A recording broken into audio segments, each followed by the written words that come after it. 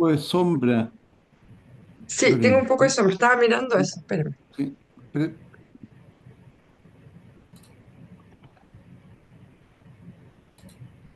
ahí tienes Súper. menos. ¿Ahí, ahí Sí, sí? sí, ¿Está mejor? está mejor. Es que está un poquito nublado. Ya, Ahora es que a perfecto. ver si intento. Ya, entonces ahora sí, vamos a comenzar. Bueno, muy buenas tardes a todas las personas que se suman el día de hoy. Mi nombre es Jessica Campo y hay tres personas justo en la sala de espera. Un segundo, por favor. Entonces, muy buenas tardes. El día de hoy tenemos un coloquio online del DCDP. Estos coloquios son una serie de espacios que gestiona el doctorado en Ciencias del Desarrollo y Psicopatología para convocar a algunos académicos que trabajan en temáticas similares o relacionadas a las líneas de investigación de nuestro programa. El día de hoy nos convoca la línea de bienestar, liderada por el doctor Jaime Alfaro, quien nos trae como invitada a la doctora Lorena Ramírez. Así que gracias por estar aquí. Igualmente les comento que estamos en periodo de postulaciones y de admisión para el doctorado en Ciencias del Desarrollo y Psicopatología.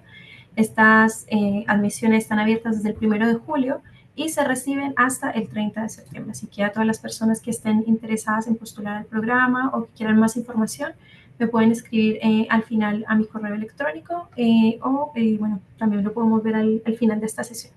Así que sin más preámbulos y en honor al tiempo, los dejo con el doctor Jaime Alfaro, que va a dar la bienvenida y les va a presentar a nuestra expositora del día de hoy. Bien, muchas gracias, Jessica. Bienvenido a todas y todos a este nuevo coloquio del Doctorado en Ciencias del Desarrollo y Psicopatología. Muchas gracias por su participación, por su asistencia. Estamos muy contentos de organizar este coloquio y muy importante para nosotros compartir y dialogar con usted y poder conversar sobre estos temas. Hoy día nos presentará la doctora Lorena Ramírez Casas del Valle un trabajo titulado Construcciones discursivas sobre el bienestar en la escuela desde la perspectiva de los adolescentes. Lorena es psicóloga y doctora en psicología de la Universidad Católica de Valparaíso y además es máster en antropología y desarrollo de la Universidad de Chile. Actualmente ella es investigadora académica de la Universidad de las Américas y ha desarrollado ahí en todo su trabajo una línea de investigación que pone básicamente foco en las temáticas de bienestar y justicia social en niños, niñas y adolescentes, con foco en contexto educativo y en políticas públicas. Son dos dimensiones que ya veremos que caracterizan en su trabajo y en las que ella profundiza. Actualmente ella es investigadora responsable de un fondo de iniciación centrado en temas de promoción del bienestar en niños, niñas y adolescentes desde el contexto educativo y desde las políticas públicas. Ella también es docente de pre y posgrado en psicología social comunitaria, su campo de trabajo, y en psicología educativa. Tiene una amplia experiencia, ya seguramente nos contará en programas sociales en general, con foco en programas de salud mental y calidad de vida en niños, niñas y adolescentes. Su trabajo yo creo que es muy representativo, expresa muy bien las líneas de investigación que se desarrollan en el Laboratorio de Estudio del Bienestar Subjetivo en Niñez y Adolescencia. Yo creo que además de que ella es parte del laboratorio, su línea ha contribuido mucho y expresa muy bien las orientaciones, los focos y las perspectivas teóricas que se utilizan en el laboratorio. Así que yo estoy en lo personal muy orgulloso de poderles dar a conocer esta línea de trabajo que ha desarrollado Lorena y que hace parte de nuestro laboratorio. Así que los dejo con ella. Estás muteada, Lorena. Muchas gracias, Jaime. Buenas tardes a todas y a todos. Agradezco mucho la invitación a poder compartir esta tarde parte de mi trabajo em, con con una historia.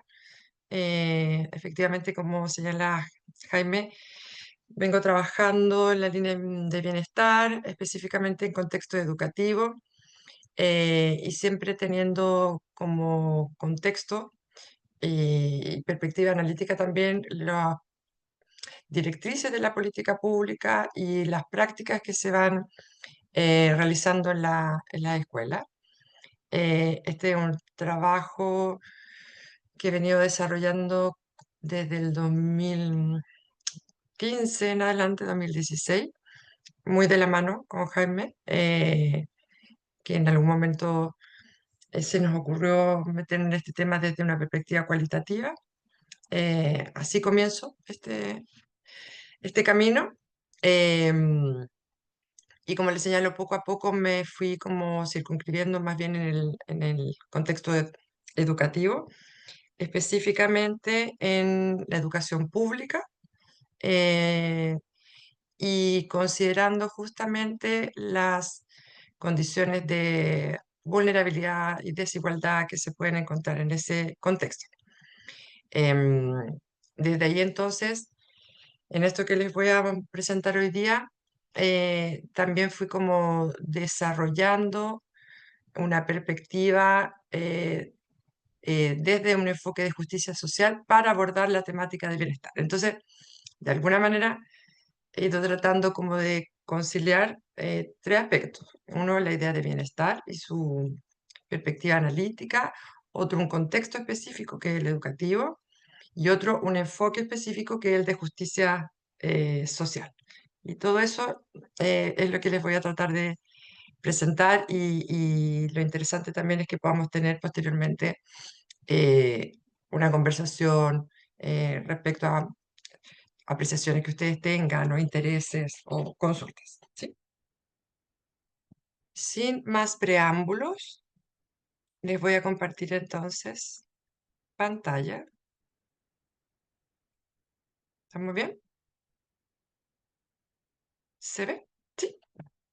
Sí, Bueno, lo que les voy a hablar hoy día lleva por título Construcciones discursivas del bienestar en la escuela desde la perspectiva, perdón, de justicia social en los adolescentes. Les voy a ir contando, como me imagino que muchos de ustedes están en doctorado, les voy a ir contando también como el desarrollo que fui haciendo en esta investigación desde la configuración del problema, el método, cómo fui construyendo eso y posteriormente los resultados y que en definitiva es lo que me gustaría después como conversar con ustedes. ¿Ya? Eh, entonces, como primer elemento, en las últimas décadas ha habido un aumento eh, desde el mundo académico, desde organismos gubernamentales y políticos, de estudiar el bienestar y también favorecer y promocionar este aspecto en la población infanto-juvenil.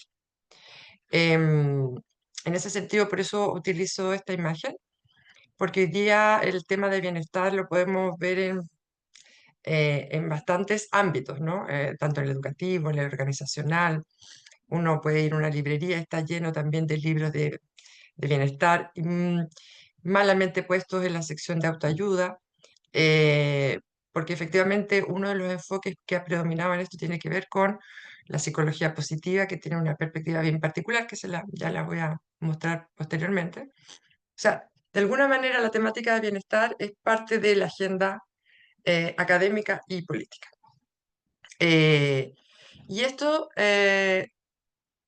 y desde ahí han ido surgiendo una serie de discursos, por eso me situó en tratar de entender cuáles son los discursos que están primando y qué efectos va teniendo eso en la vida y trayectoria de los estudiantes, eh, que abogan por un bienestar, pero de pronto uno de los problemas es que coexisten distintas nociones de bienestar que están dando vuelta, ¿no?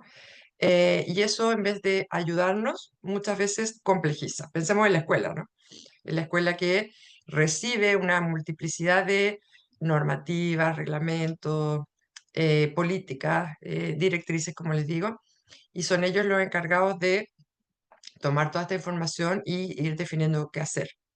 Bueno, en el ámbito de bienestar es complejo por esta razón, porque como existen en estas distintas perspectivas, hoy día nos podemos encontrar en una escuela desde prácticas que abogan por hacer yoga en la escuela, mindfulness, ¿no es cierto? Lo cual ciertamente uno lo puede encontrar que, o lo podría ligar a esta postura más de la psicología positiva. Sin embargo, en esa misma escuela podemos encontrar que de pronto no hay ventanales, no hay buenas condiciones materiales, hay situaciones de discriminación. Entonces, es en ese escenario y a partir de la experiencia primero profesional de situarme, pasearme por la escuela, que fue preguntarme, bueno, ¿de qué estamos hablando cuando estamos hablando de bienestar entonces? ¿Es posible favorecer el bienestar a través de una práctica como yoga si es que un estudiante se siente segregado o discriminado en la escuela? Le estoy contando un poco desde dónde surge mi interés, ¿no? Entonces, en el contexto actual y sobre todo en el periodo de pandemia y post-pandemia, este tema del bienestar y a veces también se confunde con el desarrollo socioemocional, ¿no? Se usan como indistintamente, em, ha tomado mayor realce dentro del ámbito educativo. Eh, Esto, al considerar, con todo lo que nos significó la pandemia, eh, como apareció mucho más relevante, algo que por supuesto está dicho desde que el mundo es mundo, pero tomó relevancia lo emocional, lo afectivo, las relaciones, como, oh, parece que este es un tema que tenemos que mirar en la escuela, ¿ya? Y desde ahí aparecieron un montón de otros documentos, programas y políticas. Entonces, en ese contexto social e histórico es que estamos situados hoy, ¿ya? Eh, entonces, si bien nadie podría estar en contra de favorecer el bienestar de los estudiantes en la escuela, la pregunta que me acompañó y me sigue acompañando es, bueno, pero ¿qué significa bienestar? ¿A qué nos estamos refiriendo? ¿Cómo lo podemos promover? Y considerando específicamente la perspectiva de los propios estudiantes, que son los actores que paradójicamente son menos considerados a la hora de favorecer su bienestar, ¿no?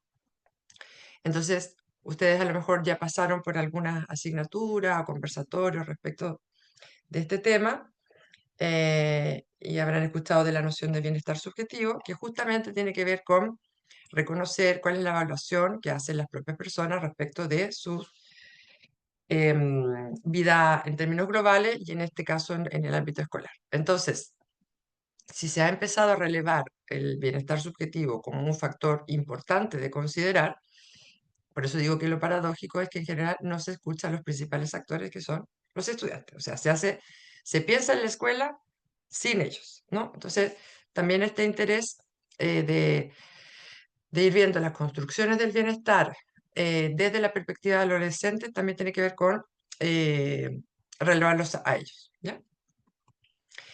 Entonces, en este marco de interés, parto con dos grandes problemas.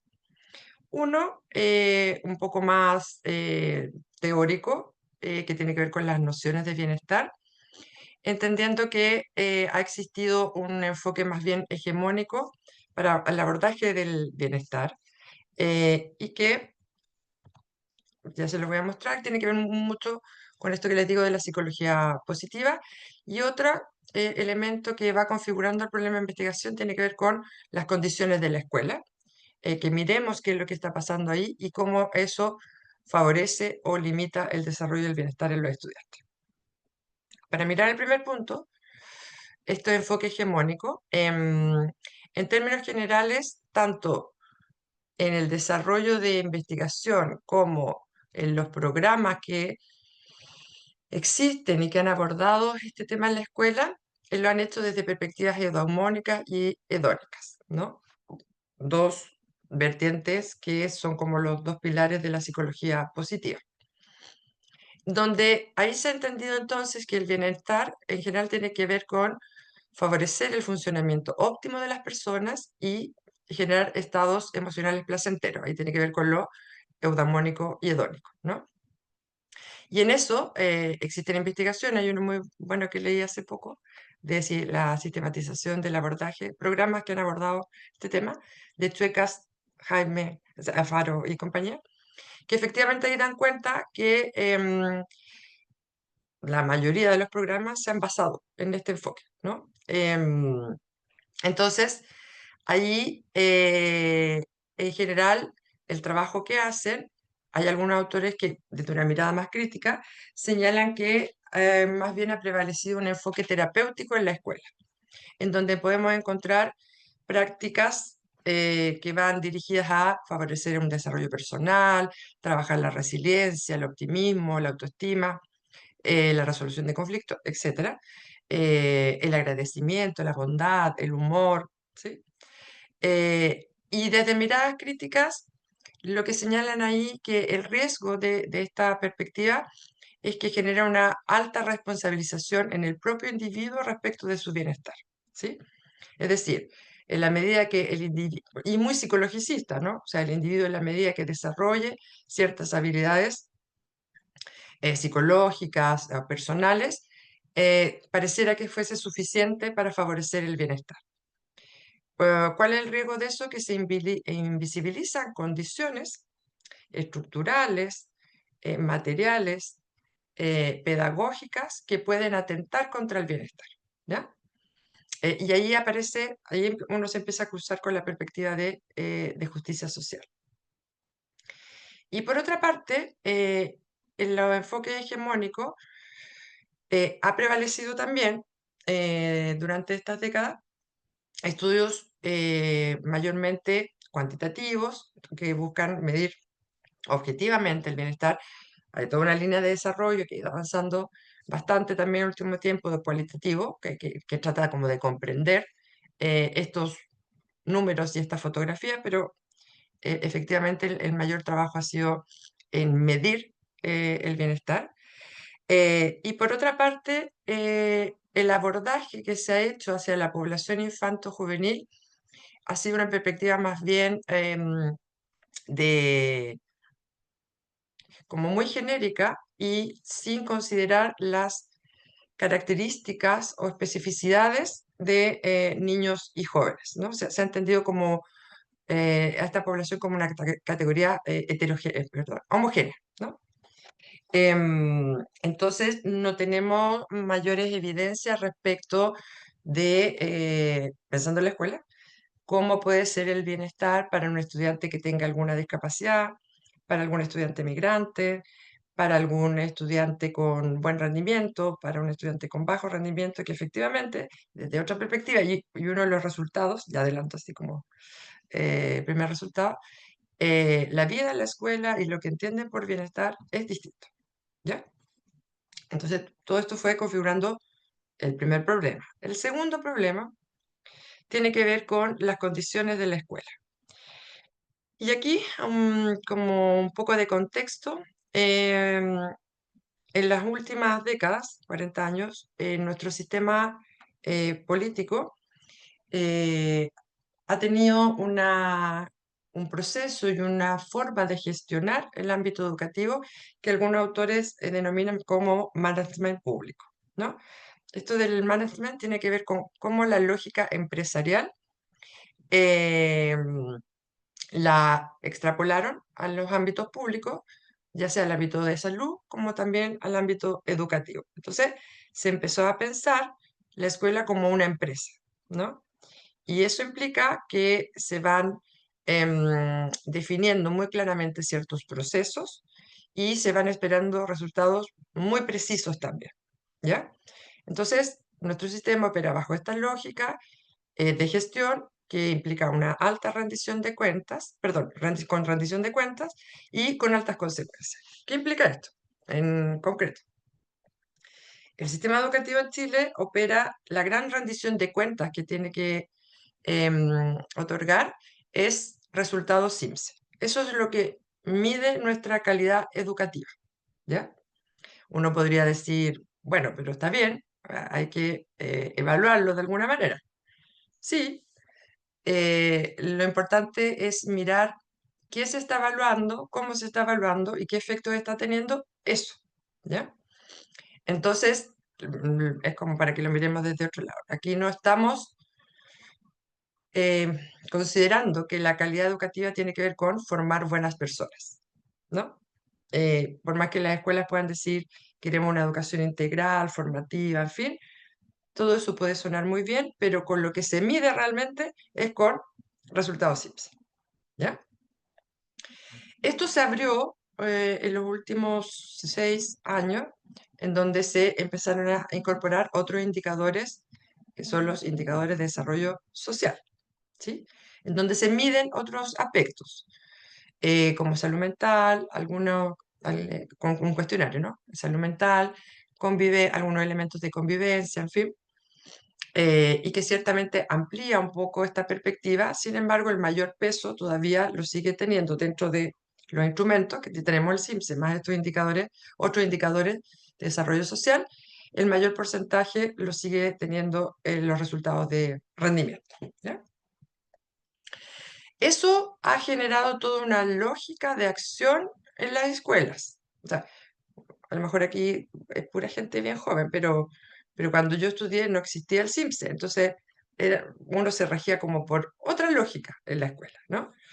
Em, Eso ha ido generando lo que algunos autores también denominan una cierta gobernanza neoliberal, muy centrada en que se ha ido generando una cierta gramática del rendimiento. Por eso hago este ejemplo como, no importa si somos buenas o malas personas, o solidarios o no, que por supuesto es un valor, pero lo que rige, ¿no? Y lo que determina es este factor. Y cuando pongo aquí que es con altas consecuencias, tiene que ver con que al ser evaluadas las escuelas bajo este criterio, existe una normativa bajo la ley SEP que si alguna escuela durante 3 años no logra pasar de un nivel que se denomina insuficiente, corre el riesgo de ser cerrada, ¿ya? Ahí solo les cuento un paréntesis porque me gusta todo ese tema, porque he ido estudiando escuelas que se han cerrado. Em, y obviamente las escuelas que se cierran son las escuelas que atienden a la población más vulnerable, ¿no?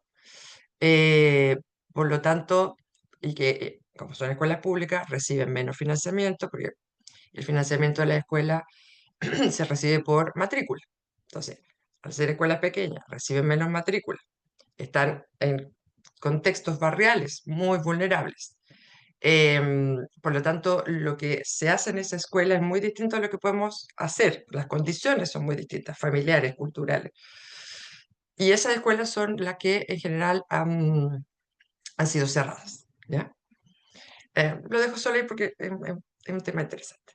Em, y bueno, este sistema educativo, desde el año 80 en adelante, que por mucho tiempo primaron 3 lógicas de dependencia, particular subvencionada y pública.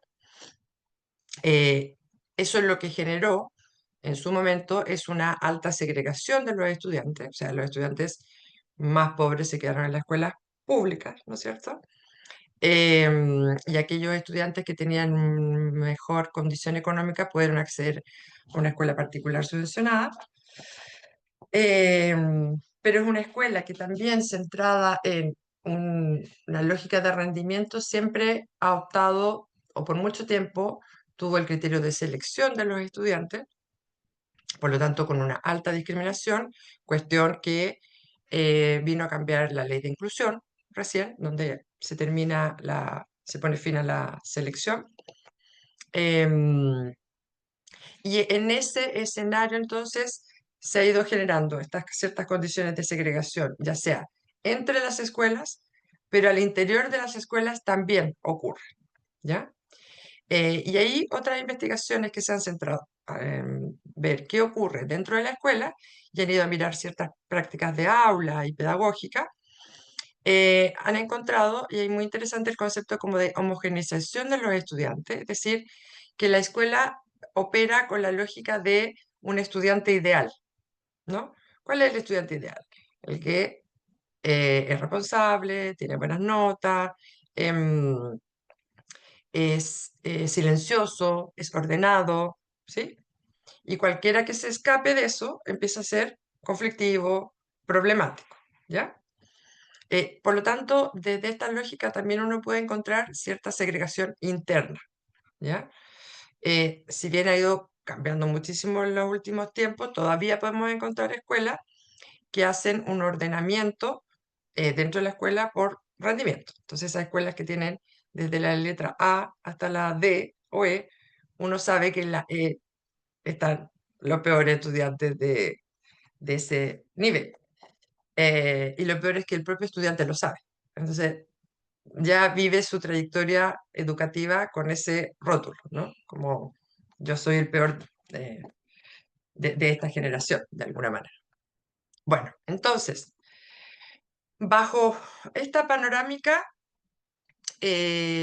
como que la gran problemática con la que parto la investigación entonces es considerar que este enfoque hegemónico del bienestar más las condiciones que existen en la escuela, por un lado, invisibilizan situaciones que pueden favorecer o limitar el bienestar y otras generan una reproducción de ciertas condiciones de injusticia social.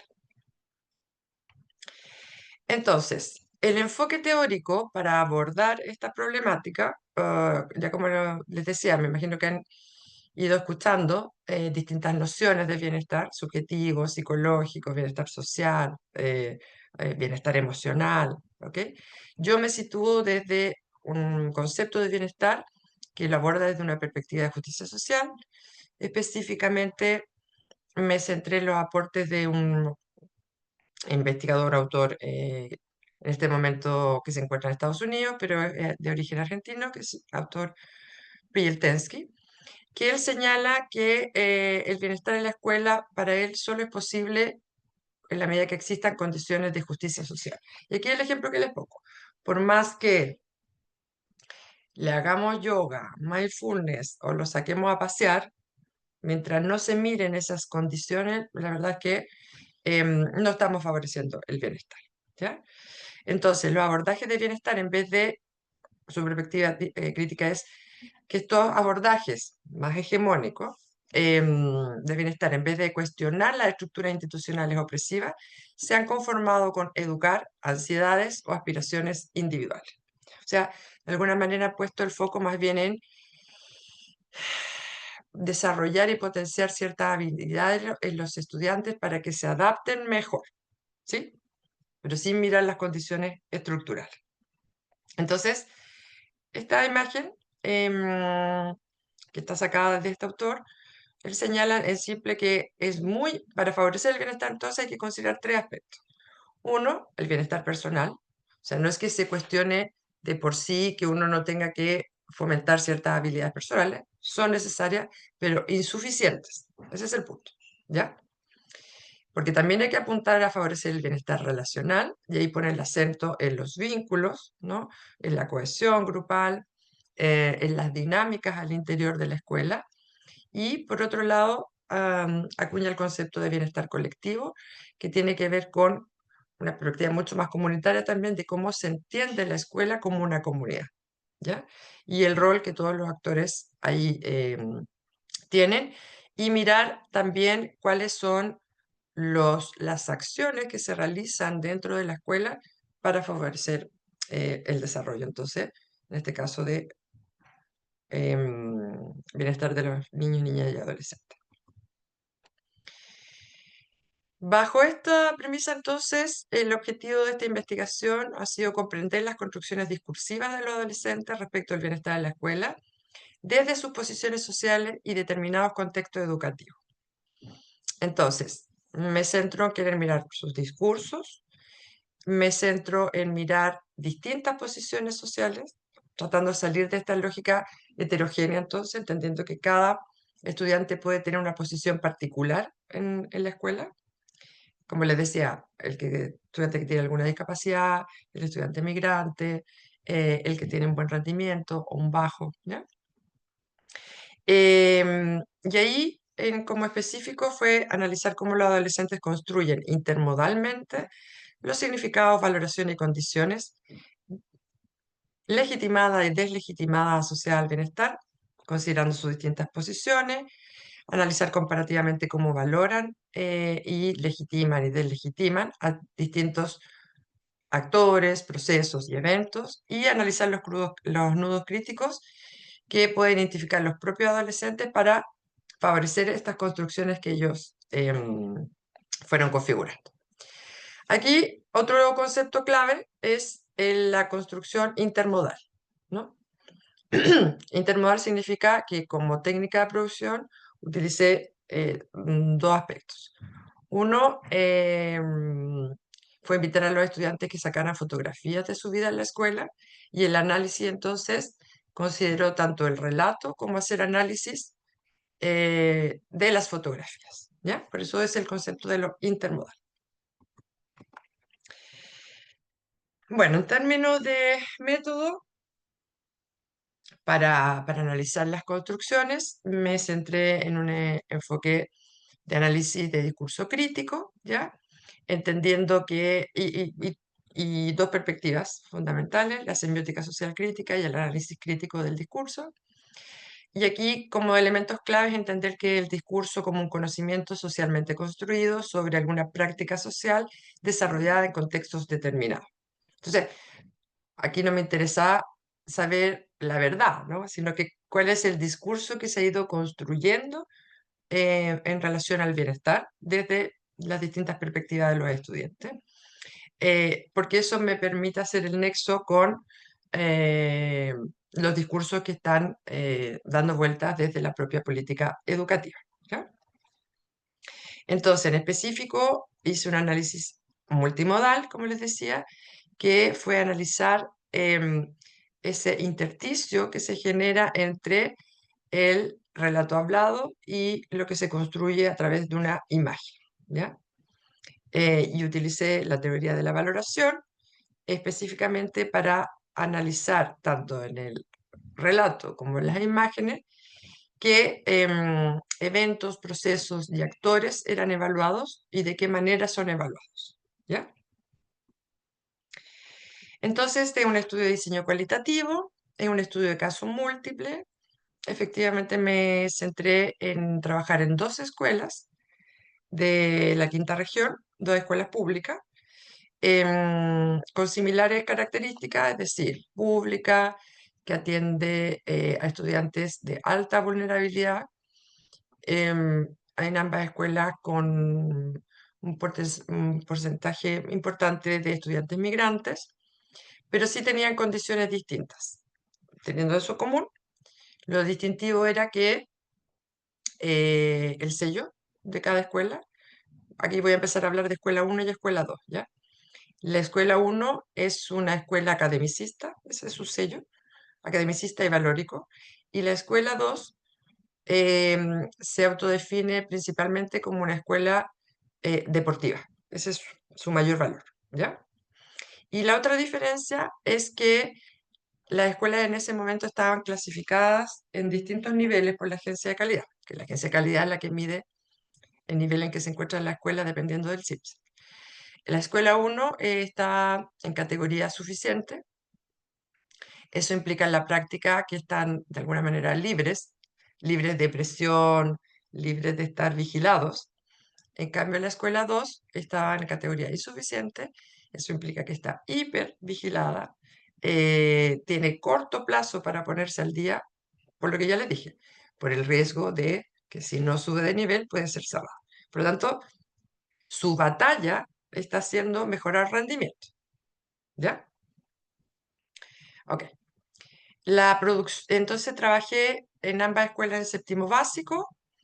Ahí tomé la decisión de trabajar con el curso completo, y esto para no hacer un corte arbitrario, y pensando además que como quería conocer las distintas posiciones, me pareció pertinente meterme en un grupo natural como es un curso y que ellos fuesen los que fuesen autodenominando en qué posición se encuentran dentro de su grupo curso, ¿ya?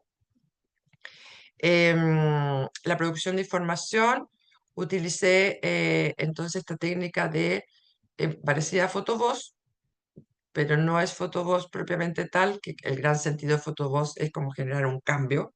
Aquí no estaba esa visión, pero sí unir la imagen y el relato.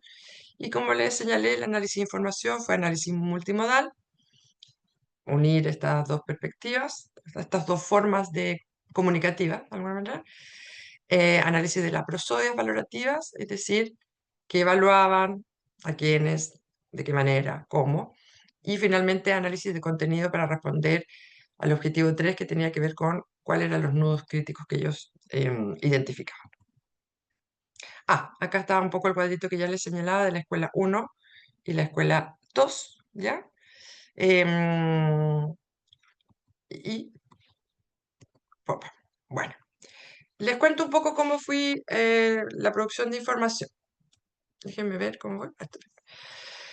Bueno, la entrada a los dos cursos se hizo lo mismo en ambos, ¿no es cierto? Entonces, em, ingresamos a los cursos, lo primero que se hizo fue invitarlos a este proyecto. O sea, primero, obviamente, se hizo presentación a las autoridades, que era el DAEM de la comuna, directora, apoderados, en fin, todo ese proceso previo hasta que llegué a trabajar con los estudiantes.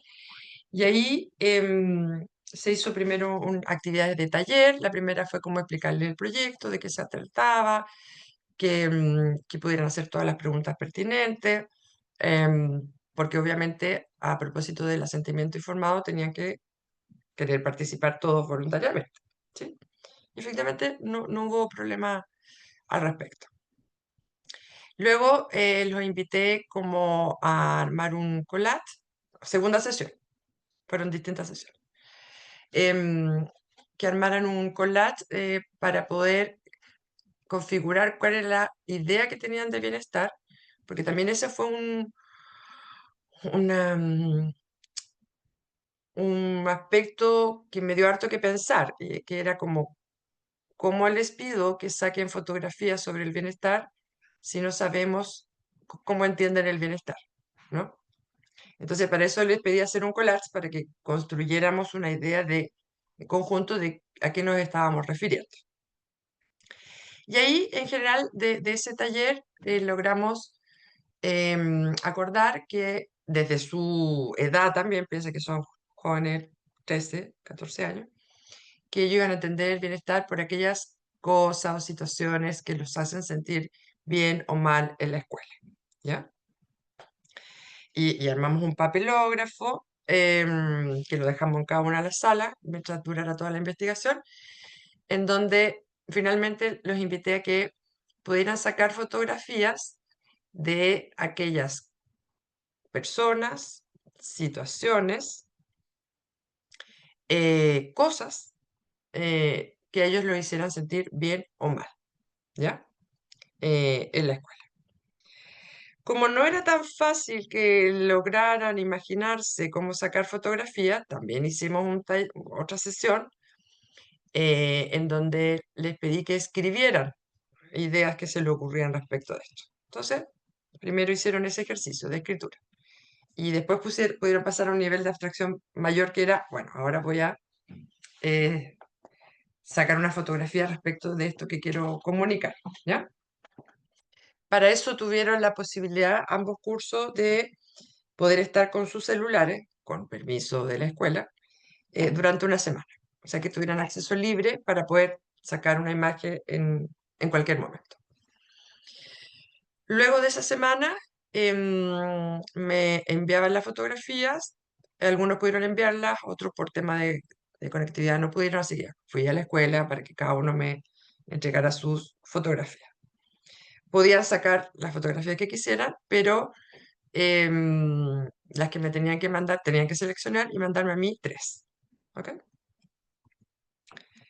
Y bueno, en algún momento entonces tenía como 400 fotos en mi celular. Y ahí ya no sabíamos qué más, qué más seguía con toda esa información. Bueno, teniendo las fotografías, volví a la escuela con la fotografía impresa y hice entrevista a cada uno de los estudiantes. Son 59 estudiantes en total.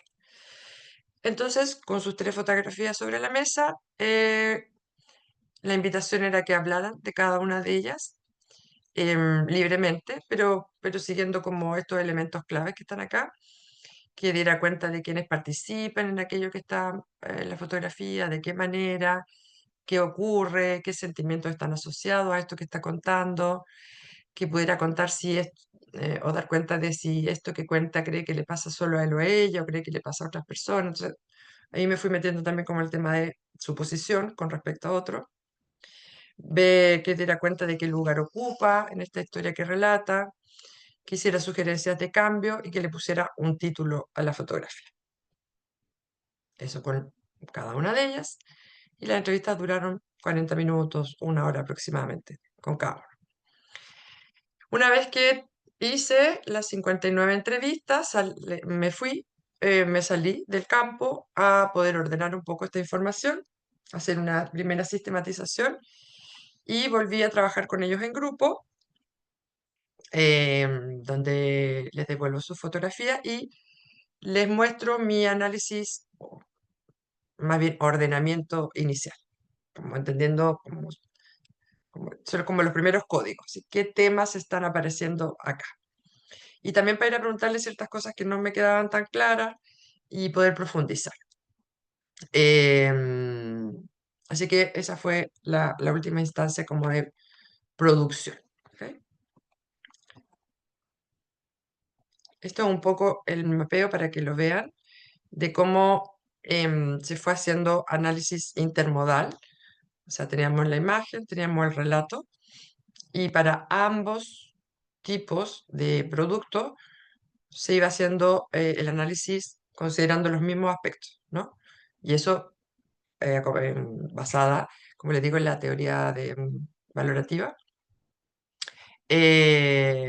principalmente. Entonces ahí, para cada uno de los recursos, imagen y relato, iba viendo quiénes participaban, cuáles eran los procesos, las circunstancias, cuál era la focalización que hacían, en la imagen y también ir viendo el tamaño, la ubicación, el color, la luz, dónde estaba un actor, dónde estaba otro, ¿no? Y eso ir viéndolo también en cómo se relacionaba con el relato. Ahora, ¿cuál es el aporte de hacer un análisis intermodal? Es entender que suma información, ¿no? O sea, es entender que el relato, si le sacara la imagen, me faltaría información. Y al revés, si solo me quedo con la imagen, me falta el relato, ¿no? Por eso es intermodal, es mirar los dos elementos, ¿ya? Ok. Me voy a los resultados.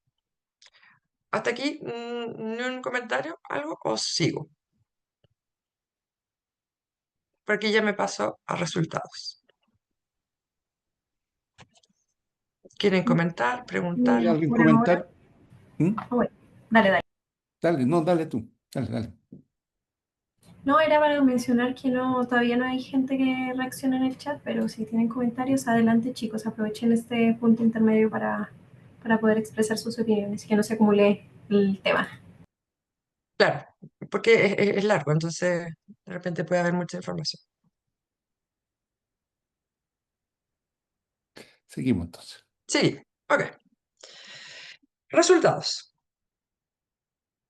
Primero, como gran hallazgo en general, que lo vamos a ir viendo en particular, podemos encontrar distintas construcciones del bienestar dependiendo de la posición social de los estudiantes. O sea, aquí primero decir que la vida en la escuela no es igual para todos los estudiantes. Entonces, cuando uno piensa como quiero favorecer el bienestar de la escuela, ok, pero hay que mirar sus particularidades, ¿ya? No todos requieren lo mismo, ¿ya?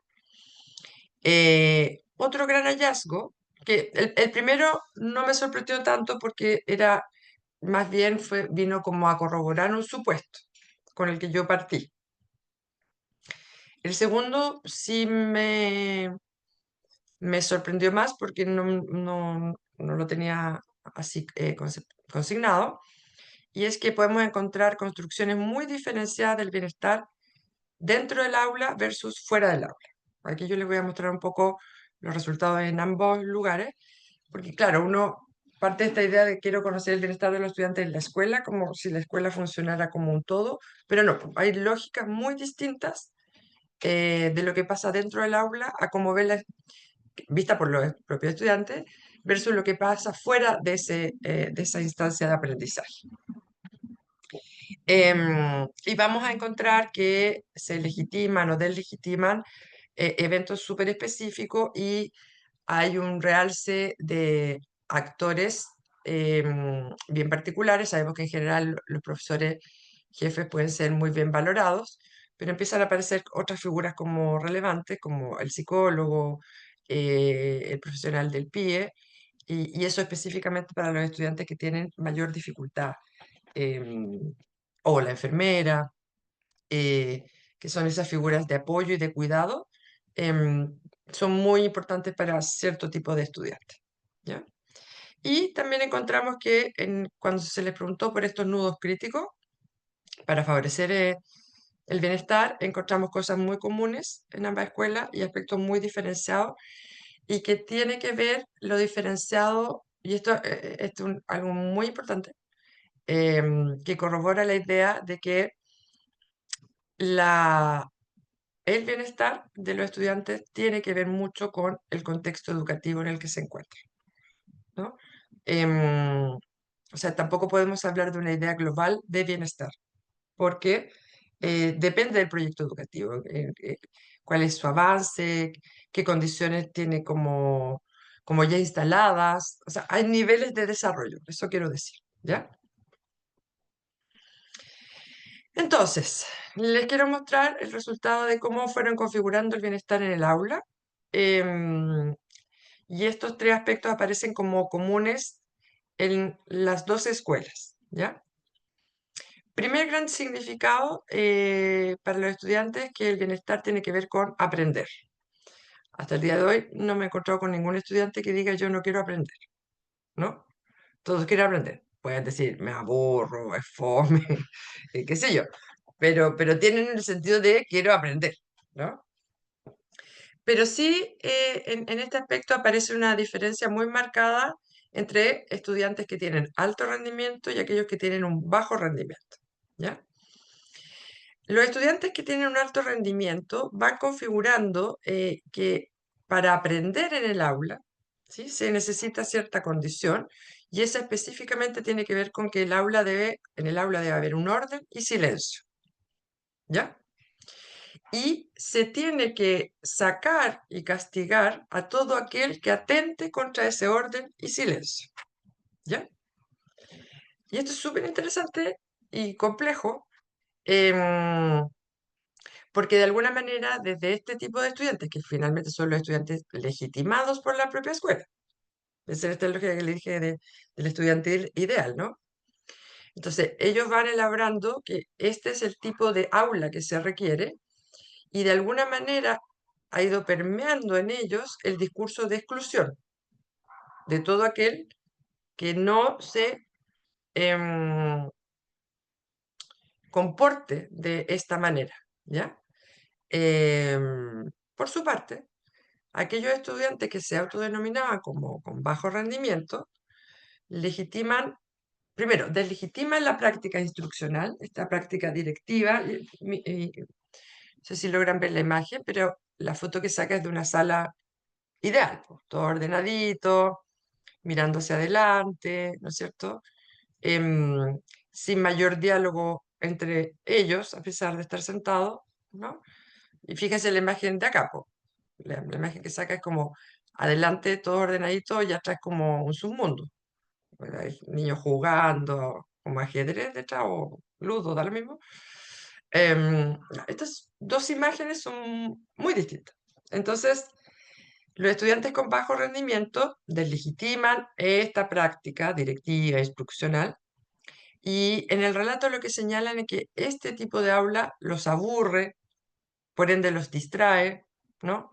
O sea, ya a los 10 minutos que pasó la clase, los que están sentados más atrás ya se dieron vuelta, empezaron a conversar con el compañero atrás, empezaron a jugar, ¿no?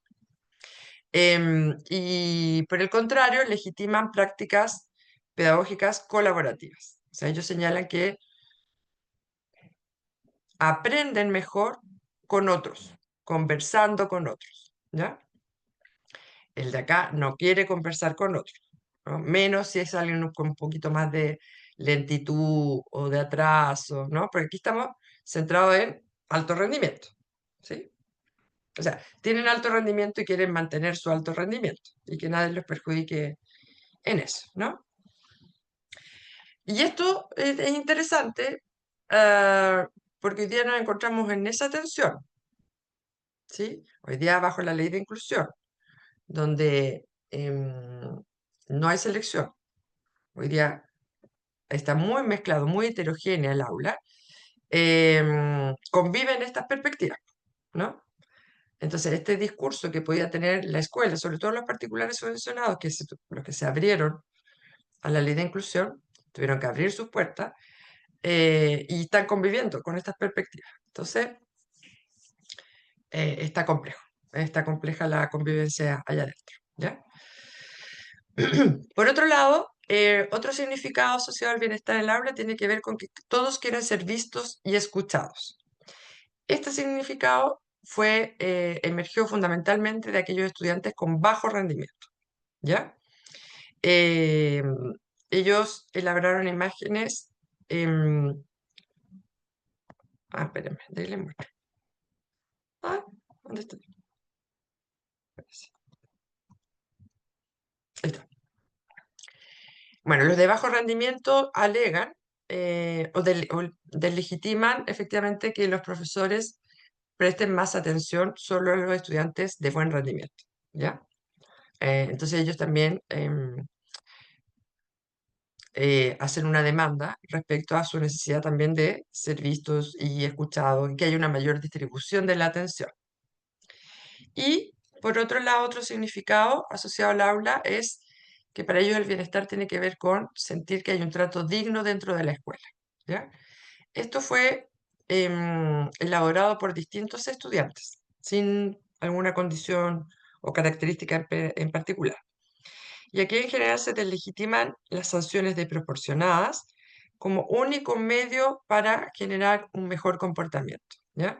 Si bien los estudiantes señalan que o pueden reconocer que son bulliciosos, que se portan mal, que a veces son desordenados, en fin, hay un límite que ellos determinan de cuando ya el reto o el llamado a atención ya empieza a ser humillante, ¿ya? Y lo humillante tiene que ver fundamentalmente cuando se hace un llamado de atención público, ¿no? O sea, cuando se le reta a alguien en la sala, se señala alguna característica específica de esa persona en la sala, ¿no? Eso ya se vive como desde ese lugar. Y aquí me voy acá. Les voy a ir mostrando algunas imágenes para que las vean más ampliamente. Bueno, esta es la imagen entonces de un estudiante de alto rendimiento y que en su relato, la imagen, como les digo, es bien gráfica, como muestra dos mundos la imagen, los que están sentaditos adelante ordenados y el submundo de atrás, ¿ya? Y él cuestiona, por supuesto, el mundo de atrás. Y aquí dice, bueno, voy a leer solo lo que está en negrita. Aquí quise interpretar cuando la gente habla atrás, no me dejan escuchar lo que están dictando. Esto en términos emocionales me frustra, porque me va mal en las pruebas, porque no escucho. Esto es legitimado también por los docentes, por eso los propios docentes que dicen, claro, no, porque como están puros conversando, no van a poder entender. Entonces, también el discurso de los adultos es, estemos en silencio, todos ordenados, porque esa es la forma, ¿no?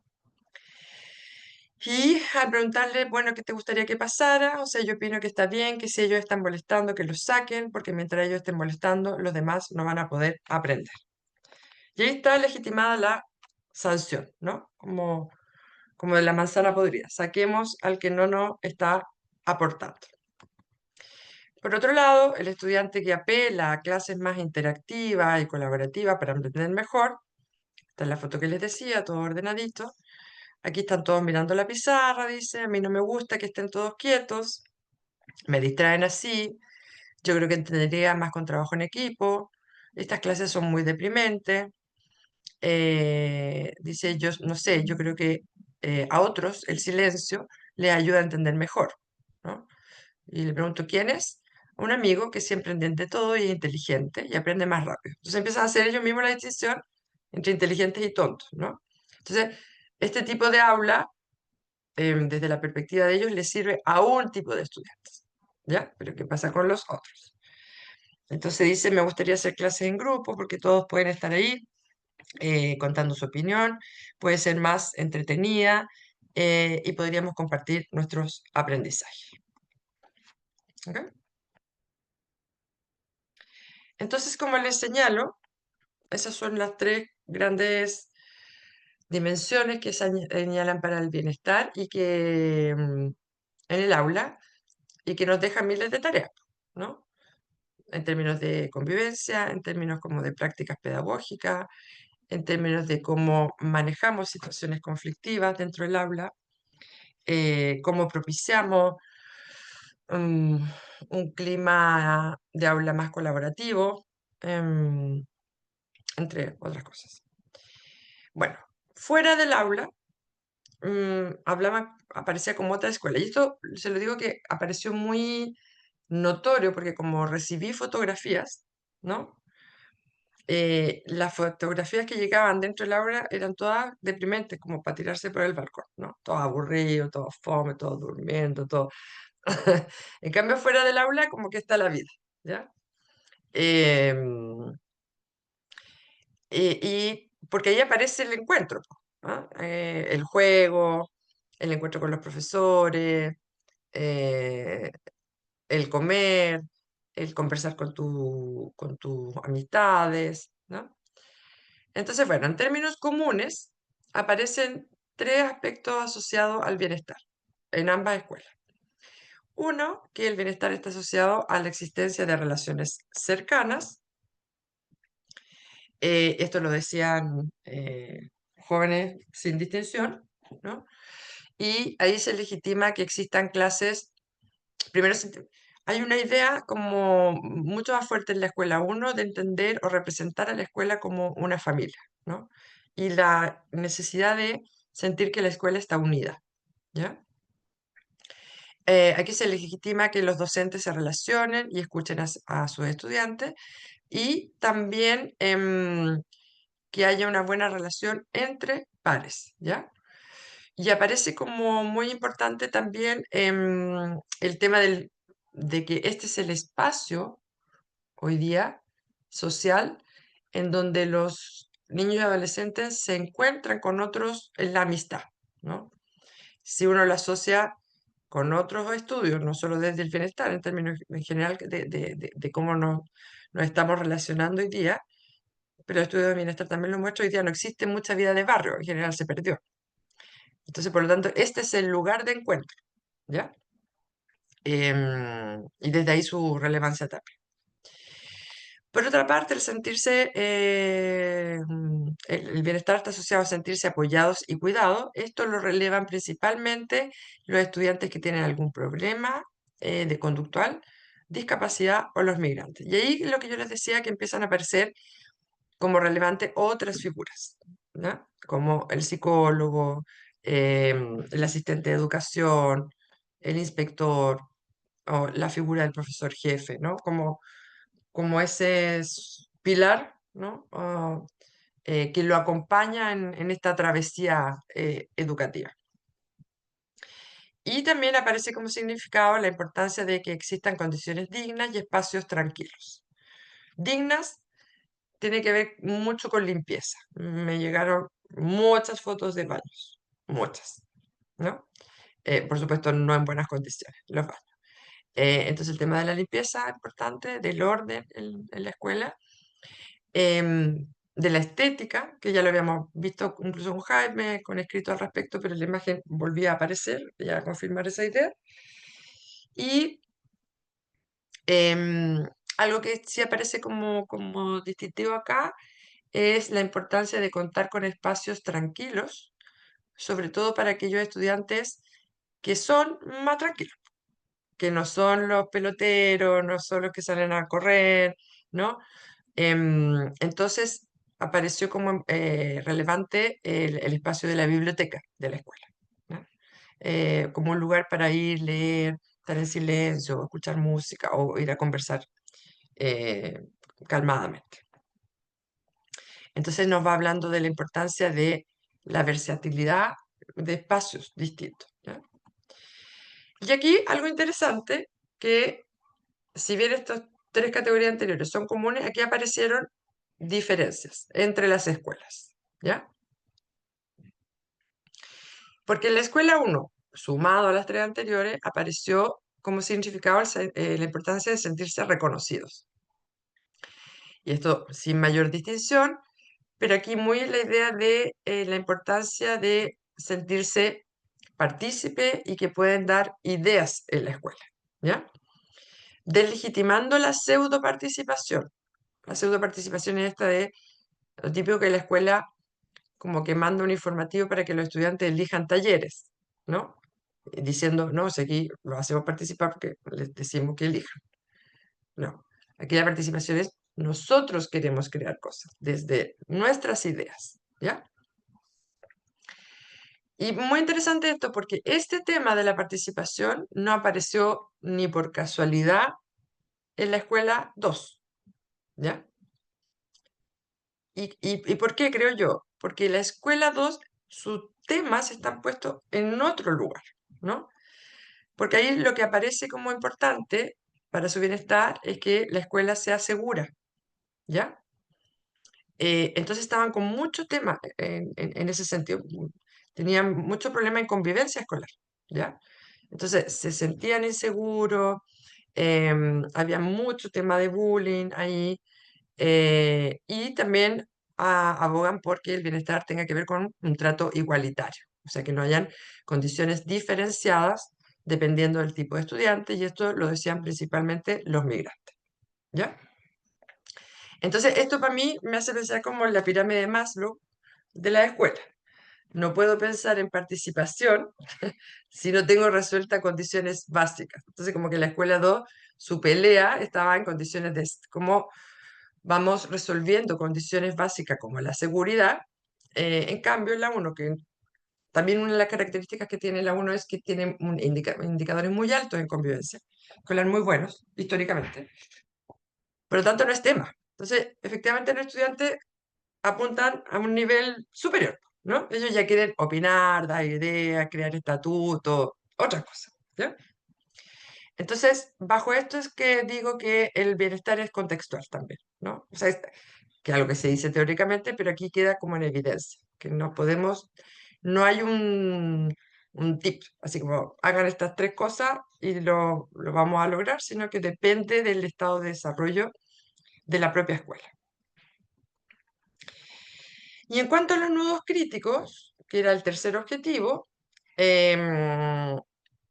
y que para eso cuando vuelvo a la escuela y hago el trabajo en común con la fotografía, trato de profundizar en lo que habían dicho todos y lo que no me había quedado claro, y también finalmente les pregunto como, bueno, ¿qué creen ustedes que dificulta hoy día que esto se pueda generar? ¿Ya? Eh, y hay cosas comunes y diferentes.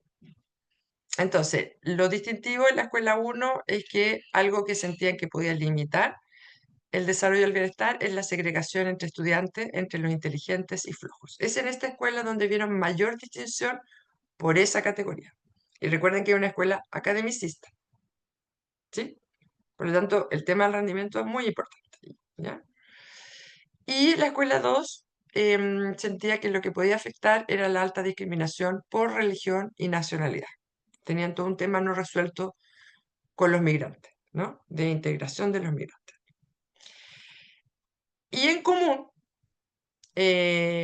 configuraron que la atención tiene que ver con la primacía de una didáctica instruccional en desmedro de una didáctica colaborativa. Eso les podía afectar.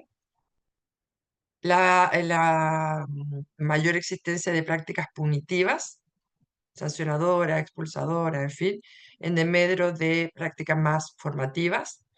Em, y el gran mensaje que señalaron ellos es que el gran problema es que no escuchen a los estudiantes, ¿ya? ¿Y cómo fue esto? ¿Cómo quedó plasmado esto? Desde que yo había entrado a trabajar con ellos, cuando les presenté el proyecto, les dije, les expliqué todo lo que les he estado contando a ustedes, todo lo que íbamos a hacer, pero la idea desde un inicio es que una vez que termináramos de hacer la fotografía, la entrevista y todo, íbamos a trabajar en conjunto una puesta en común de cómo le iban ellos a presentar a la comunidad educativa estos resultados. Si querían hacer un video, mostrar estas fotos, estaban súper entusiasmados cuando partí. Y cuando ya tenía todo listo, vuelvo a los cursos, les muestro, miren, está quedando así, ahora pensemos en cómo hacerlo. Y ahí voy primero, parece que a la escuela 1, levantan la mano y me dicen, ¿sabe qué? No, no lo vamos a hacer. Em, y dije, chuta, ¿qué hago? Voy a ir a la escuela 2, bueno, me tocaba ir a la escuela 2 también. Y dije, ya, bueno, acá me va a resultar. Y en la escuela 2 también me levantan la mano y me dicen, ¿sabe qué? No, no lo vamos a hacer. Entonces, ¿por qué no lo van a hacer? ¿Ya? ¿Y por qué no quieren presentar ustedes este trabajo? Por vergüenza. Tiene que ser anónimo. ¿Y por qué tiene que ser anónimo? Es que le hemos dado idea a los profes, pero no nos pescan, no les interesa. No van a tomar en cuenta nuestra opinión. Sería muy distinto que le diga a usted a que le digamos nosotros, porque usted es como de su edad. Entonces no la pueden retar como a nosotros, pueden. En cambio, no sé, usted le puede explicar mejor, le entendería mejor, porque nosotros somos menores. Y en el curso 2, mejor hable usted, a mí me da miedo que se puedan enojar los profes. Sí, a nosotros no nos van a escuchar, nunca nos escuchan. Y si usted le dice, le van a creer más y le van a hacer más caso. Entonces, me pasó que después de estar 7 meses, aunque fueron 7 meses, en la escuela, en todo el proceso, me encuentro con esto al final, ¿no? Como que el gran tema es, claro, que vos tienes los estudiantes dentro de la escuela finalmente, ¿no? Em,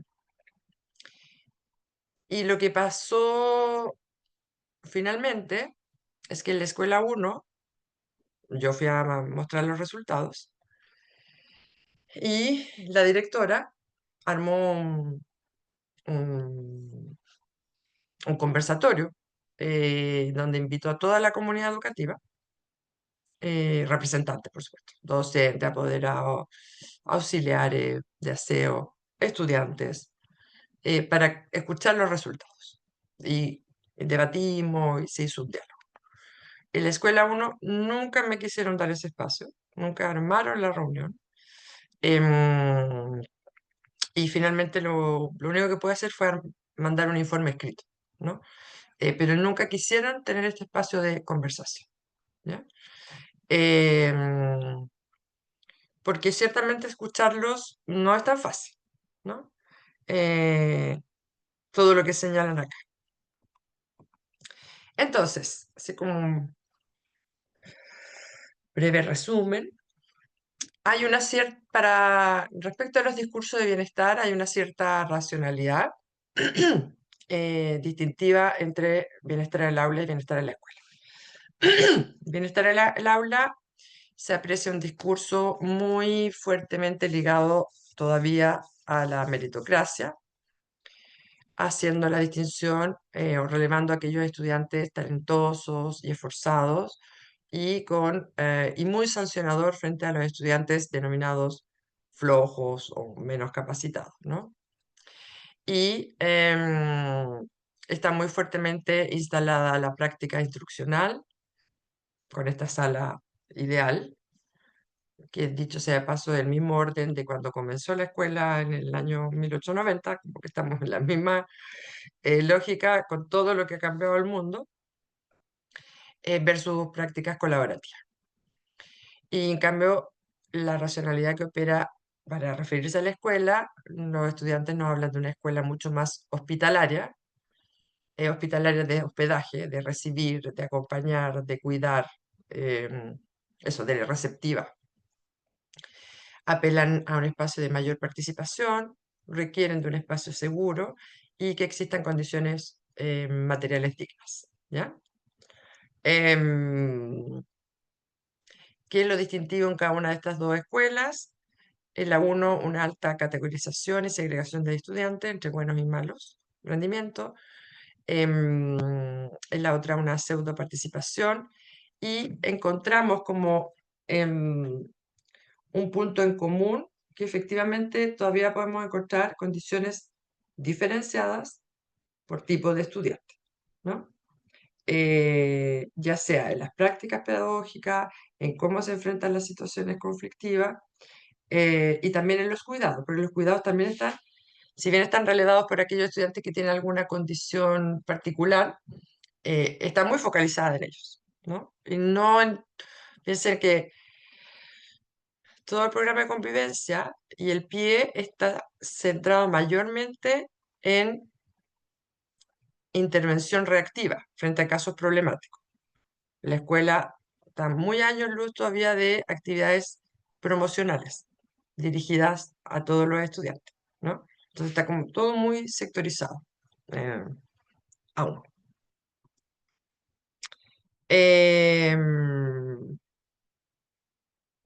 Y bueno, estas son como discusiones más globales, pensando ya como en las políticas educativas desde una perspectiva de justicia social. Entonces, que se entiende que no se van a resolver solo desarrollando habilidades psicológicas de los estudiantes, como autoestima, resiliencia, ¿se entiende? ¿No? Sino que aquí hay aspectos de la política que tiene que ver con esta lógica de rendimiento, que todavía está fuertemente instalada.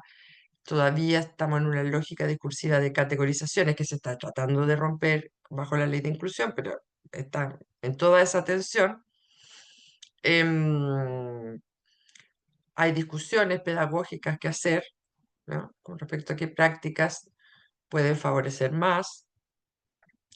Eh, Hay que mirar entonces qué prácticas pedagógicas hacer en la escuela, cómo trabajar ciudadanía, cómo seguir trabajando en el programa de convivencia escolar, cómo se puede situar el tema de bienestar ahí.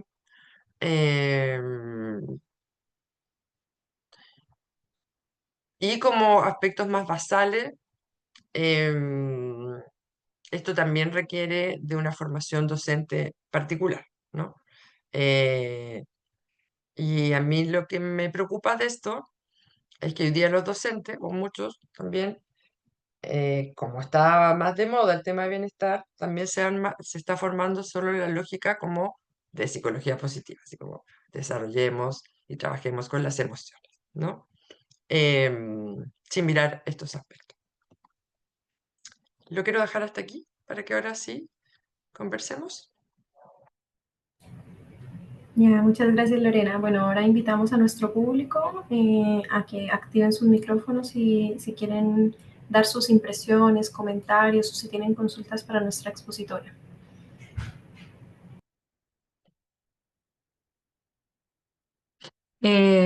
Hola, soy Hola. Belén.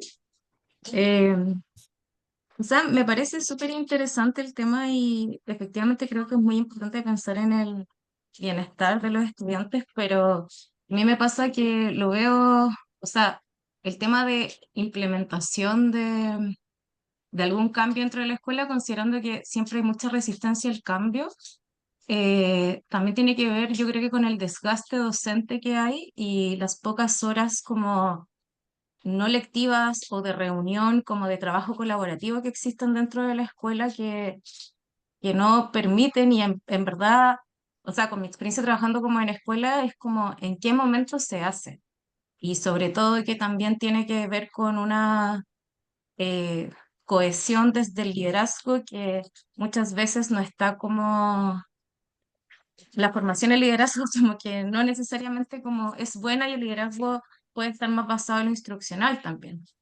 Entonces, esa es como, no es una aprensión, pero como que sí logro entender también la otra parte como contextual de que no existen como las condiciones necesarias por política educativa, como al final, que transversal. Sí, sí. Em, Te quiero responder a eso porque es así, pues nunca el tiempo es suficiente.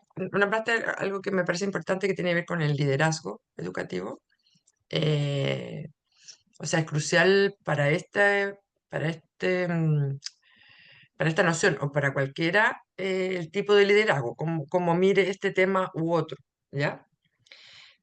Sin embargo,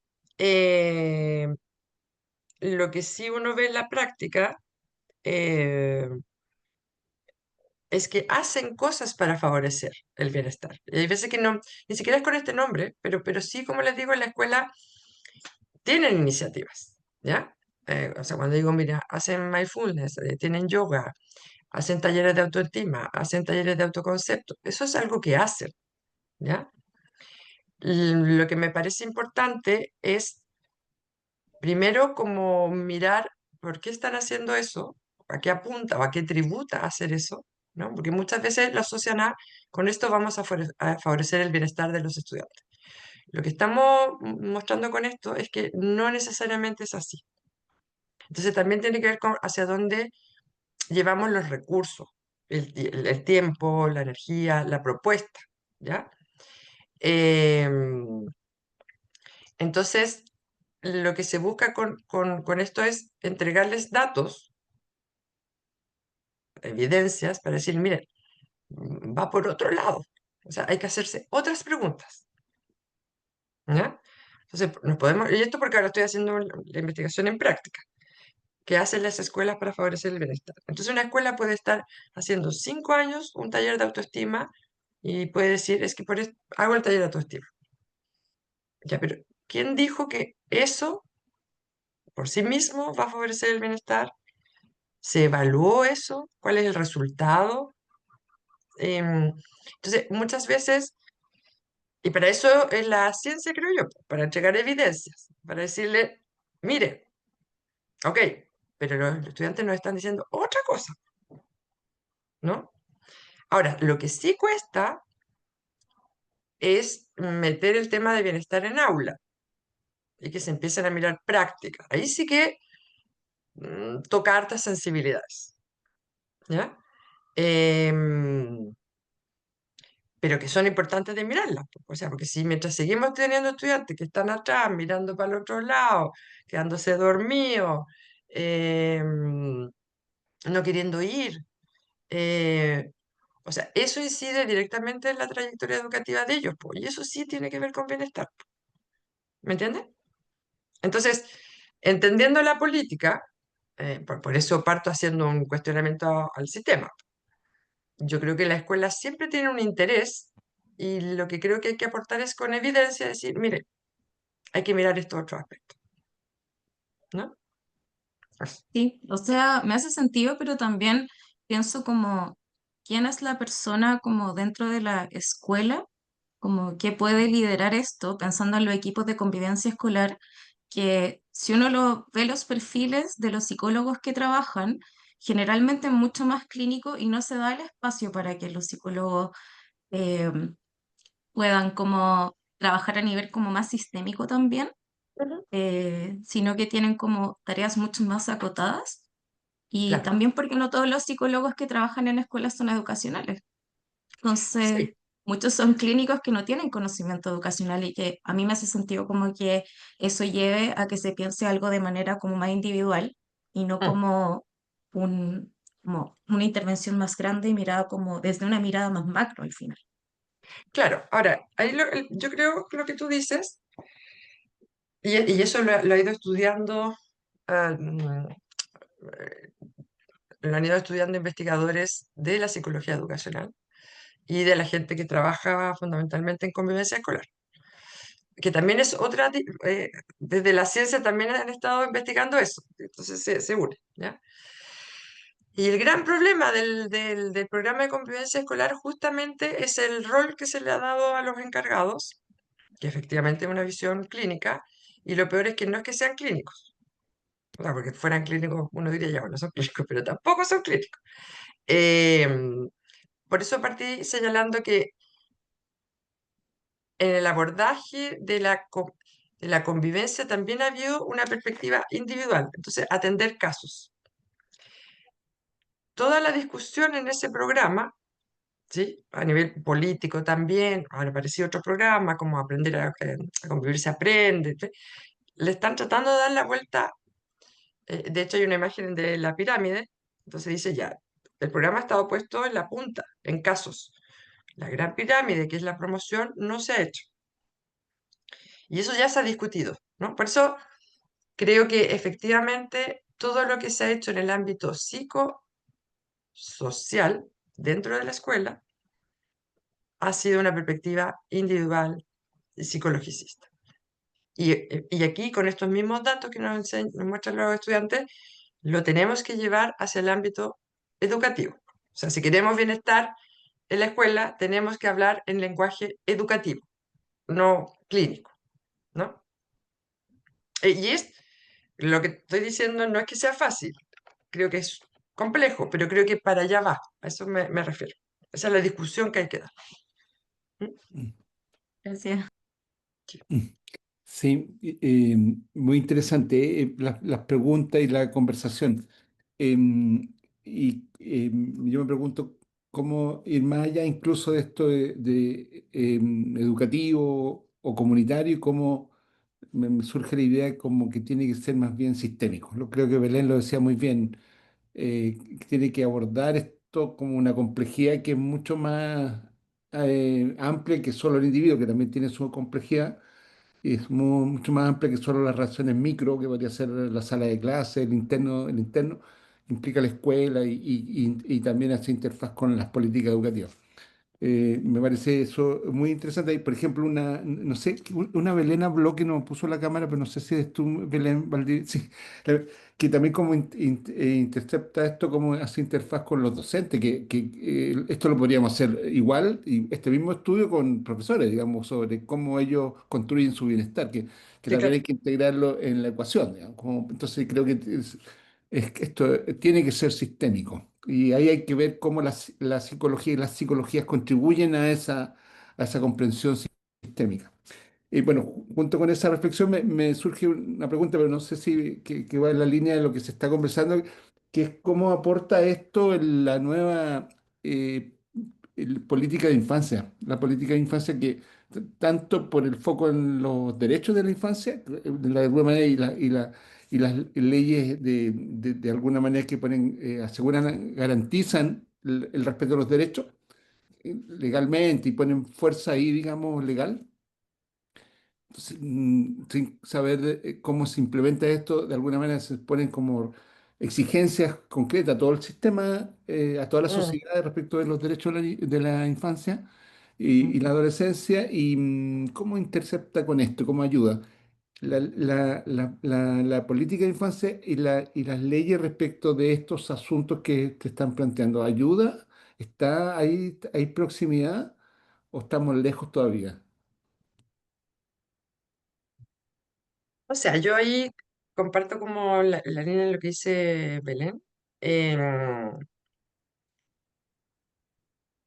o sea, yo creo que ayuda, en términos conceptuales ayuda, va de la mano, ¿no? Pero en la escuela yo creo que claro, termina todavía siendo un tópico más a tratar en algún momento. O sea, es como decir, tenemos programa de convivencia y en muchas escuelas eso se traduce en que celebramos el Día de la Convivencia. Los derechos de la infancia se traduce en tener un cartel puesto, ¿no? Por eso, la integración de todos estos elementos es un ejercicio complejo, que creo que no está desarrollado, ¿no? Eh, Y porque, insisto, yo creo que la gran dificultad es dónde se ha puesto el foco. O sea, históricamente la escuela estuvo centrada en generar ciertos aprendizajes para rendir adecuadamente. Todos estos otros temas han surgido en los últimos, ¿qué? 10 años, 15 años, ¿sí? Como más fuertemente. Entonces, hoy día está esa tensión de, ya, pero porque sigo funcionando igual, ¿sí? Sigo siendo medido bajo los mismos parámetros, pero tengo que incorporar, es como el árbol de Pascua, entonces tengo más bolitas, más bolitas, más bolitas, pero el árbol sigue siendo el mismo, ¿ya? Entonces, conceptualmente, lo que tú señalas, sí, puede fortalecer, pero implica, ya sea bienestar, ya sea programa de convivencia, bienestar, este tema de derecho de infancia, es cómo repensamos la escuela, ¿sí? Porque si no es una sumatoria ¿cómo te digo?, de temas, ¿ya? Y que se terminan siendo esto, o celebramos el día, o hacemos un taller específico y le explicamos los derechos, ¿me entiendes? Pero no lo integramos, no es parte de nuestro habitar la escuela, ¿sí? Entonces, pensar en bienestar es una forma de cómo vivimos la escuela, ¿no? No es una actividad, no es un ejercicio, no es un taller, ¿no? Em, y, y los derechos, favoreciendo toda la temática de infancia, por supuesto que va a favor, pero es una forma de estar, creo yo, en cómo nos movemos. Y entendemos ese espacio. ¿Mm? O sea, cuando terminé de hacer esta investigación, me tuve que ir a lecturas eh, más pedagógicas para entender la escuela como sistema, porque la respuesta que me di, bueno, hay que pensar la escuela de nuevo, entonces, ¿no? Así como está funcionando, como la hemos entendido, es muy difícil que considere estos aspectos. Por eso digo que hoy día la ley de inclusión tiene a la escuela en una gran tensión, ¿sí? Eh, yo estaba en escuelas como, al tiro, María Alejandra, estaba en escuela cuando colaboré en una investigación para ver prácticas punitivas y me tocó ir a hacer análisis de la escuela que tenía más bajas prácticas punitivas en Chile. Y estaba acá en Viña. Entonces era casi así como, ¿cuál es el secreto? ¿Cómo lo ha hecho? ¿Cómo ha logrado esto? Y claro, una escuela pequeña, que en particular subvencionada, que históricamente había seleccionado a sus estudiantes, por lo tanto todos sus estudiantes eran hijos de sus ex estudiantes, y así, era un gueto. Y el problema cuando yo fui, como, ¿qué vamos a hacer ahora si no sabemos quién va a entrar? ¿Sí? Entonces, claro, era re fácil cómo le funcionaba cuando, cuando eran todos conocidos, po.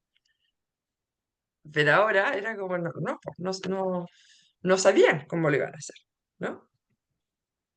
Entonces, lo que tú señalas, Jaime, claro, se aporta, pero en este entramado que está más complejo. ¿Mm? María Alejandra. Hola, muy buena la presentación y muy interesante el tema. Hay algo que me quedó ahí pensando con respecto al tema de la sanción desproporcionada y entiendo Ujú. esa visión de los estudiantes, pero quería saber qué métodos podemos usar como profesores, bueno, en mi caso, para ver el tema de evitar la sanción, aunque a veces yo siento que esa sanción es como después de otras banderas, pero ¿cómo evitamos esa sanción? Y también, ¿qué opina? No sé si conoce el concepto de gamificación. ¿No? Ah, gamificación es, bueno, una educación mediante juegos. ¿No Ujú. se escucha bien? No, esa parte no te la escuché también, por eso. Ah, que gamificación es una educación mediante juegos. Es como la ¿Ya? idea. Ok. Mediante juego, mediante eh, intentar que sean creativos, también quizás la competencia, eso es como la idea. Entonces, Mm. no sé si comprendió las dos preguntas o Sí. está bien? Ya, perfecto. La primera, como qué hacer, yo ojalá tuviera la respuesta. Está bien. La escribiría y la mandaría, pero no la sé. Em, pero sí puedo entender lo que los estudiantes señalan, ¿ya? Como digo, ellos entienden, por lo menos con los que yo he trabajado, entienden el rol disciplinario que tienen los adultos en la escuela, ¿sí? Y lo reconocen. Em, sí, yo creo que el extremo es cuando tienen esta sensación, como les digo, de humillación, de, mm, de reto público, ¿no? Como,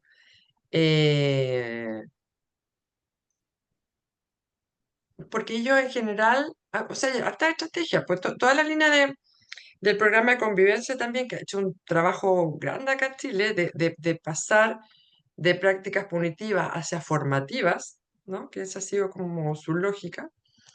Lo que expone ahí es cómo vamos generando espacios de diálogos permanentes, no solo frente a la sanción, sino que, por eso digo que es una forma de pensar la escuela. Em, entonces hay estrategias de ir paso a paso, así como ya primera situación compleja, se conversa, se trata de entender qué hay detrás de esto. Efectivamente, con el estudiante se puede definir cómo va reparando, pero hay un proceso de mediación para ir reconociendo su conducta, ir viendo cómo la puede ir manejando, pero esta sanción que solamente es, aparece una conducta disruptiva y lo saco, ¿no? O lo mando para la casa, no hay nada formativo en ese proceso, ¿no? Entonces, es cómo aprovechamos esto que puede ser disruptivo como experiencia de aprendizaje. Entonces, por ejemplo, el caso que les contaba de esta escuela de acá de Viña. ¿Qué hacían frente a una conducta compleja de un estudiante? Efectivamente, el docente lo podía enviar a conversar con la encargada de convivencia hacía todo el sondeo de qué estaba pasando, qué elemento había detrás. Piense también que muchos de ellos estamos trabajando con etapas de adolescentes, con una multiplicidad de elementos ahí jugando, y no se quedaban ahí, sino que ese tema que salía, después lo iban a trabajar con el grupo curso, ¿no? Entonces, se armaban conversatorios con el curso y no como poniendo al estudiante o el estudiante como alguien problemático, sino que, mire, apareció este tema, ¿cómo lo abordamos en conjunto? ¿No? Em, entonces, más que, porque la sanción lo único que hace es como tratar de quitar o sacar al estudiante, ¿no? Pero no se aborda el tema. Y eso es algo que se ha ido desarrollando harto, bueno, la política de convivencia actual, bueno, hace rato que lo viene diciendo, pero lo pone más fuertemente en el ámbito formativo. Y el cuestionamiento que se ha hecho en investigaciones a cómo ha funcionado el programa desde que su inicio también pone énfasis en cómo vamos favoreciendo esto. Ahora, eso implica, si yo voy a generar más espacios de diálogo y de conversación, por eso digo que hay que pensar la escuela, implica que en sus bases yo he ido desarrollando una escuela dialógica, más democrática, ¿no? Porque tampoco sirve que un profesor tenga esta forma de abordarlo, pero los 30 restantes tienen otra, ¿no? Porque pensemos uno como estudiante, o sea, un docente me dice una cosa, me viene a conversar, el otro me grita y el otro me manda para inspectoría. O sea, ¿qué integré de toda esa experiencia? ¿Se entiende? Y vuelvo a la idea que decía Belén, el líder educativo es muy relevante. Cómo esté pensando en este proyecto. Sí. No sé si respondí, Sí, muchas gracias. Daniela Martínez. Sí, hola Lorena. Me quedé pensando, bueno, perdón, pero llegué atrasada, pero me quedé pensando en esto que tú dices que hay que mostrarle evidencia a las escuelas y todo, pero me quedé pensando, por ejemplo, en el caso de la escuela uno que no te abrió el espacio Ujú. para juntarse, como qué pasa ahí, como que uno queda, eh, como cuál fue, por ejemplo, la justificación que ellos te dieron para no dar ese espacio. Como estamos funcionando bien como escuela, igual tenemos buenos alumnos y, bueno, que No, no, quieran ser no. reconocidos no es tan relevante para nosotros, ¿o cuál fue el argumento? Es la escuela 2. La uno fue Ah, la que me abrió. La 2 ah, no. No, falta de tiempo, falta de tiempo, falta de tiempo. Em, y porque el contexto, como les digo, no la estoy justificando, estoy entendiéndola, ¿no? ya, Era la escuela que estaba evaluada categoría insuficiente, por lo tanto su foco estaba puesto en la seguridad. em, salir de esa categoría, entonces está fuertemente centrado en el rendimiento, mejorar indicadores SIMS, ¿ya? Ya. Por lo tanto, además se sentía muy vigilada. Entonces, cualquier cosa que viniera de afuera era así como, "Ay, ya me imagino yo, pero no quiero escuchar nada más". Eh, Ahora, esa escuela pertenecía a un departamento de educación, que fue el que me abrió la puerta. Entonces, el departamento de educación sí conoció Los los resultados. resultados, claro. Ahora, ¿qué pasa ahí? Entonces, es que por eso la tarea en este tema Mm. es mostrar también con evidencia que en la medida, y eso está mostrado también por estudios más bien cuantis, ¿no? En la medida que favorezcamos el bienestar, vamos a funcionar mejor, Mm. ¿no? Mm. Entonces, pero hay que pensar en esta escuela que en general está sobreintervenida. Entonces, todo le parece un tema más, ¿no? Entonces, ahora me hablan de inclusión, ahora me hablan de bienestar, ahora me hablan de convivencia, ahora me hablan de los derechos de la infancia, ahora, ¿me entienden? Claro. Em, cuando todo tiene que ver con todo, porque estamos hablando como de lo mismo, ¿no? Con distintos aportes, con distintas perspectivas. Pero en general, siento que es cómo hacemos que, me gusta el término del buen vivir, cómo hacemos de ese lugar que sea un buen vivir. Y Mm. obviamente para estudiantes, para docentes, ¿no? Porque efectivamente también hay estudios de bienestar en docentes y es otro tema. Mm. Eh, Me perdí, que estaba respondiendo tu pregunta. Oye, pero, Ah, la pero, escuela 2, ¿cómo lo había resuelto? Lo resolví así. Y esa fue su respuesta. ya, ya.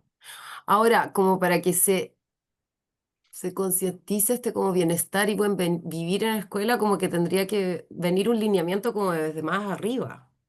Lo que pasa es que existen ¿O no? lineamientos. Lineamientos hay.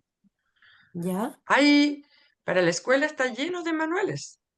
Em, Pero hay desde, por ejemplo, el Estado una visibilización de esta importancia del bienestar en la escuela.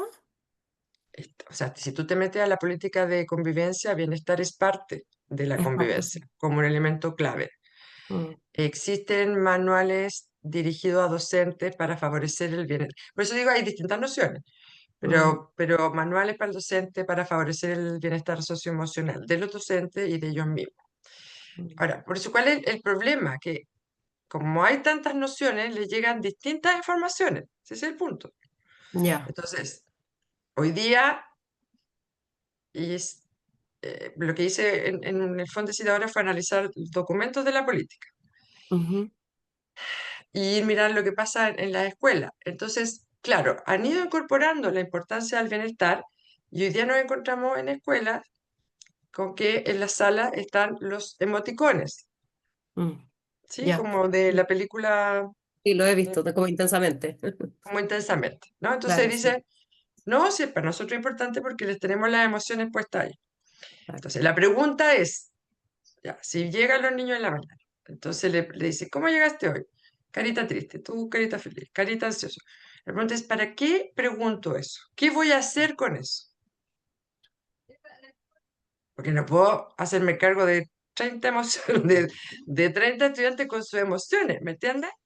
Mm, Por eso lo que le decía a la Belén, yo creo que las escuelas hacen mucha cosa, pero la pregunta es, ¿para qué están haciendo eso? ¿O qué están haciendo con eso? mm, ¿Sí?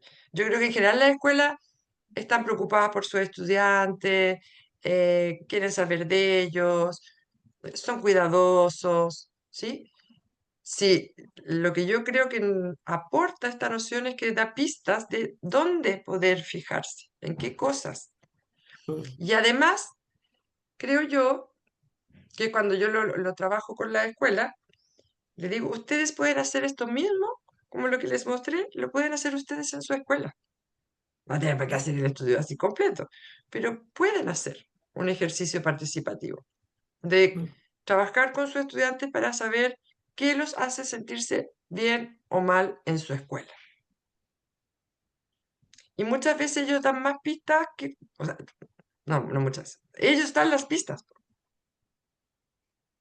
Entonces, hay veces que también los adultos, y eso me pasó cuando estaba en la pandemia, entrevistamos a equipos directivos para saber cómo estaban enfrentando la situación y qué estaban haciendo.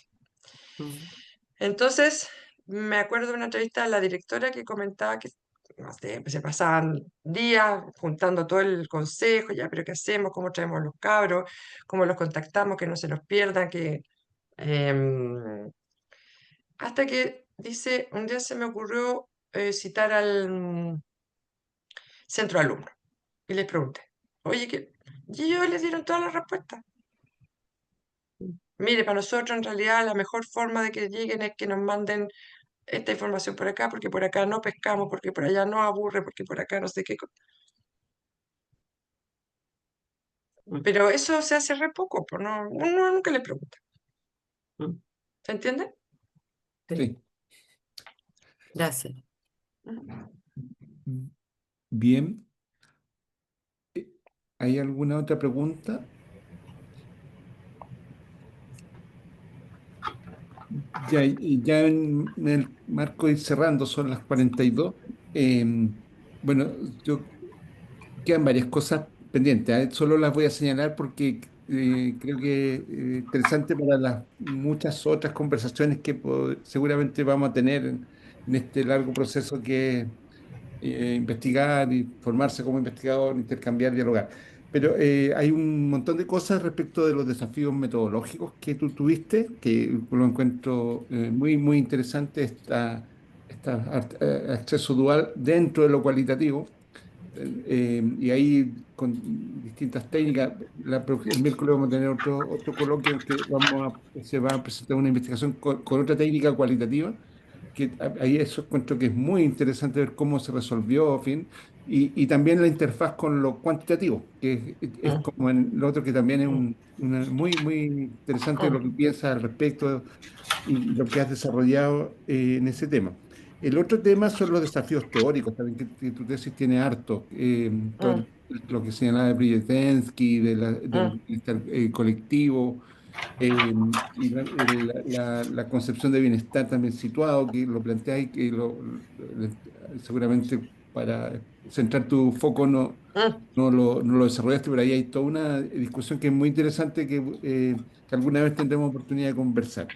mm, Eh, y, y agradecerte mucho tu presentación. Yo creo que es muy informativa. Yo no la había escuchado en esta versión y te la agradezco. Es muy ujú, interesante ver sobre todo las líneas de conclusiones que mm, elabora y la proyección que hay para entender el bienestar en el contexto escolar, que además mm, muy interesante como la reflexión llevó a una mirada trans especialidad, digamos, como mm, más global mm. y compleja.